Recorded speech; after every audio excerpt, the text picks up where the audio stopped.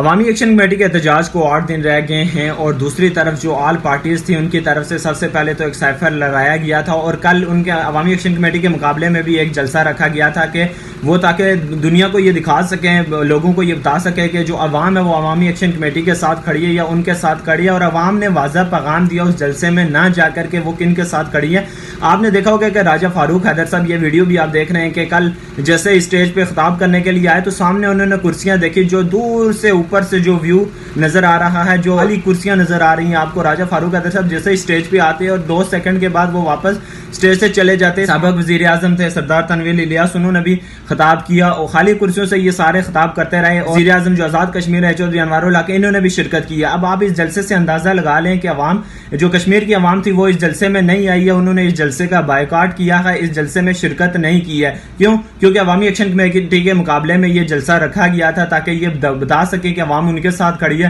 اور عوام نے نہ جا کر واضح یہ پیغام دے دیا کہ عوام کہاں پہ کھڑی ہے، وہ اپنے حق کے لیے کھڑی ہے۔ وہ چارٹر آف ڈیمانڈ جو حکومت کے آگے انہوں نے مطالبات رکھے وہ ان کے ساتھ کھڑی ہے، جن میں ان کے میڈیکل ہے، ایجوکیشن ہے، ہیلتھ ہے، ان کی سڑکیں ہیں، جنگلات کی کٹائی ہے، اور مختلف جو ایسے پوائنٹس ہیں جن کے ساتھ وہ کھڑی نظر آ رہی ہے عوام نے 2 ٹوک اعلان کر دیا تھا کہ ہم اس جلسے میں نہیں جائیں گے، اس جلسے کا بائیکاٹ کریں گے۔ اور یہ جلسے میں لوگوں نے جو آپ نے یہ ویڈیوز آپ دیکھیں کہ یہ کہاں کی ویڈیوز ہیں، یہ لوگ خود یہ کہہ رہے ہیں کہ ہمیں اس جلسے میں لایا گیا ہے، پنجاب سے لایا گیا ہے، بسوں تک کا کرایہ دیا گیا تھا، کھانا پینا سب کچھ ہمارے ان کی ذمہ داری تھی۔ اس کے علاوہ جو مظفر آباد یونیورسٹی کی طلبہ کی ایک ویڈیو سامنے آ گئی، انہوں نے یہ کہا کہ ہمیں صرف یہ بتایا گیا تھا کہ ہم آپ کو گھمانے پھرانے لے کے جا رہے ہیں اور ہم آئے ہیں تو ہمیں اس جلسے میں لایا گیا۔ اس کے علاوہ بہت ساری اور ویڈیوز بھی سامنے آئی ہیں جن میں ہم نے یہ دیکھا ہے کہ جو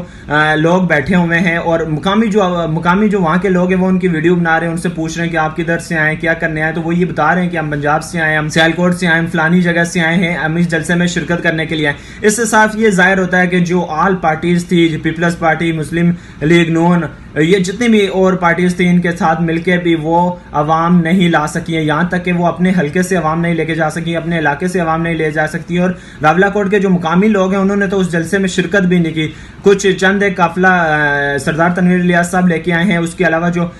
وزیر اعظم آزاد کشمیر انوار الحق صاحب کے ساتھ 1-2 قافلہ آیا ہے، تو یہ وہ تعداد تھی جو مل جل کے بھی 4000 کے قریب بھی لوگ جمع نہیں کر سکتے ہیں۔ جو گراؤنڈ تھا اس کی خاصی بڑی تعداد تھی، وہاں پہ گراؤنڈ بننے کے لیے کم سے کم 20 سے 25 ہزار لوگوں کا ہونا ضروری تھا، اور اتنے بڑے گراؤنڈ میں اگر آپ 4000 لوگ لے کے بیٹھے ہوئے ہیں تو لوگ تو آپ کے ہنسیں گے ہی نا۔ جو ویڈیو سامنے آئی ہیں ان سے ان کا مذاق اڑایا جا رہا ہے، صاف یہ ظاہر ہوتا ہے کہ عوامی ایکشن کمیٹی، ان کے آل پارٹیز مل کے بھی عوامی ایکشن کمیٹی کا مقابلہ نہیں کر سکتی ہیں۔ جو چارٹر آف ڈیمانڈ ہے حکومت کے سامنے جو عوامی ایکشن کمیٹی نے رکھے ہیں اس کے سامنے عوام نے لبیک کہا ہوا، عوام ان کے ساتھ کھڑی نظر آ رہی ہے۔ اور